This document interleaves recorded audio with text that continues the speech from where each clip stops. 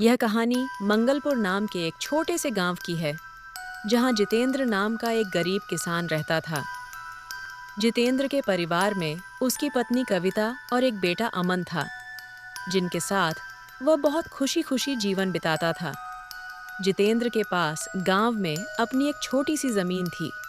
उसी जमीन पर खेती करके वह अपने परिवार का पालन पोषण करता था।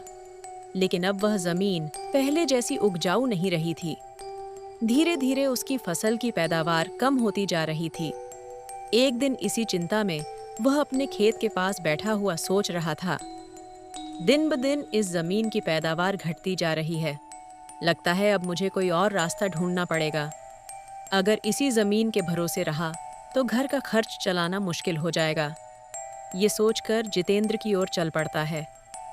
घर पहुंचकर वह अपनी पत्नी को आवाज देता है। कविता, जरा यहाँ आना, तुमसे एक जरूरी बात करनी है। क्या बात है? तुम जानती हो हमारी जमीन अब पहले जैसी नहीं रही। अगर ज्यादा खाद डालूं तो मिट्टी और खराब हो जाएगी। सोच रहा हूं कुछ साल खेती रोक दूं ताकि जमीन फिर से ठीक हो जाए। कविता सोचकर कहती है। ये तो सही रहेगा, लेकिन तब तक घर का खर्च कैसे चलेगा? जितेंद्र उदास होकर कहता है। यही तो समझ नहीं आ रहा। कविता सलाह देती है।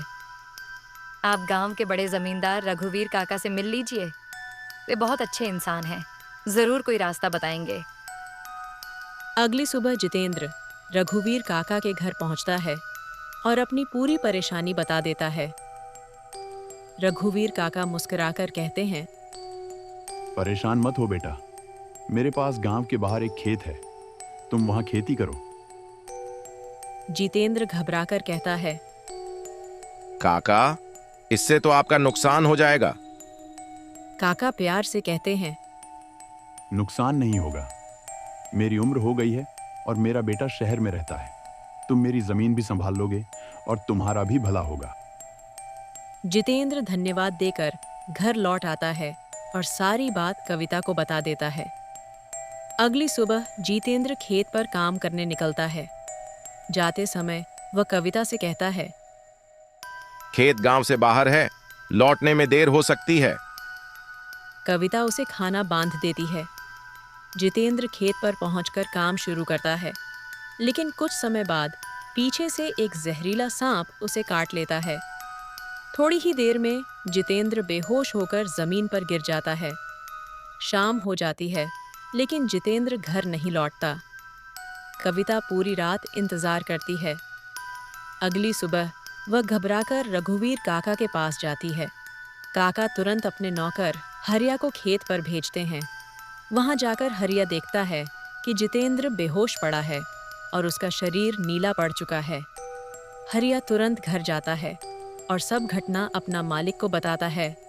काका, हरिया और कविता तुरंत खेत में पहुंचता है और कविता तुरंत जितेंद्र को पकड़कर रोने लगती है।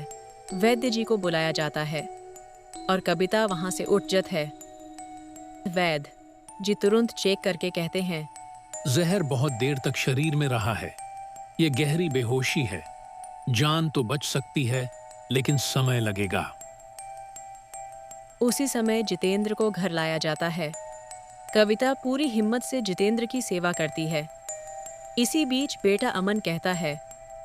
माँ, अब मैं काम करूँ। कविता भावुक होकर कहती है। नहीं बेटा, तुम पढ़ाई करो। तुम्हारे पिता का सपना है कि तुम बड़ा अफसर बनो। अगली सुबह कविता रघुवीर काका के पास जाती है और कहती है। काका, मुझे आपके खेत में काम करने की इजाज़त दीजिए।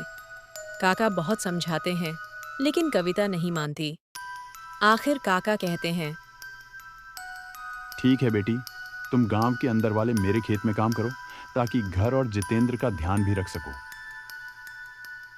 कविता दिन में खेत पर और दोपहर के बाद गांव के घरों में काम करने लगती है। धीरे धीरे उसकी मेहनत रंग लाती है। फसल अच्छी होती है। अमन की पढ़ाई चलती रहती है और कुछ महीनों बाद जितेंद्र की हालत भी सुधरने लगती है। एक दिन जितेंद्र को होश आ जाता है। जितेंद्र रोते हुए कहता है। कविता, तुमने सब संभाल लिया। कविता मुस्कुराकर कहती है, परिवार के लिए इतना तो करना ही पड़ता है। कुछ सालों बाद अमन बड़ा अफसर बन जाता है। अमन कहता है, मैं जो कुछ भी हूँ आपकी वजह से हूँ। जितेंद्र गर्व से कहता है, यह सब तुम्हारी माँ की त्याग का फल है। आज भी मंगलपुर गांव में यह कहानी माँ के त्याग और हिम्मत की मिसाल के रूप में सुनाई जाती है। संगीत। इस कहानी से हमें यही सीख मिलती है कि एक माँ का समर्पण पूरे परिवार की किस्मत बदल सकता है। दोस्तों, ऐसी ही और प्रेरणादायक कहानियों के लिए हमारे चैनल को ज़रूर सब्सक्राइब करें।